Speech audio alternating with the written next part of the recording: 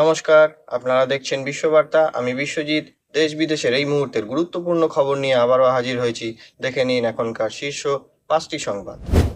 মধ্যপ্রাচ্যে আবারও উত্তেজনা বেড়েছে। যুক্তরাষ্ট্র ইরানের দক্ষিণাঞ্চলে সেলফ ডিফেন্স স্ট্রাইক চালিয়েছে বলে দাবি করেছে।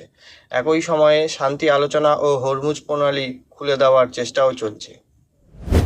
মেক্সিকো ঘোষণা করেছে তারা ইরানের ফুটবল দলকে 2026 বিশ্বকাপে আতিথ্য দেবে। যুক্তরাষ্ট্র ভিসা ও নিরাপত্তা জটিলতার কারণে দলটিকে রাখতে অস্বীকৃতি জানায়। ফলে ইরান দল এখন মেক্সিকোর তিহুয়ানায় অবস্থান করবে। ভারতের নয়াদিল্লিতে আজ কোয়াড জোটের গুরুত্বপূর্ণ বৈঠক হচ্ছে। যুক্তরাষ্ট্র, ভারত, জাপান ও অস্ট্রেলিয়ার পররাষ্ট্রমন্ত্রীরা অংশ নিচ্ছেন। চীন ও ইন্দো প্যাসিফিক নিরাপত্তা নিয়ে আলোচনার প্রধান বিষয়। ব্রিটেনে 2026 সালে সবচেয়ে তীব্র তাপপ্রবাহ দেখা দিয়েছে। লন্ডন ও দক্ষিণ পূর্ব ইংল্যান্ডে তাপমাত্রা 35 ডিগ্রি সেলসিয়াস ছুঁয়েছে। স্বাস্থ্য সতর্কতা জারি করেছে দেশটির আবহাওয়া বিভাগ।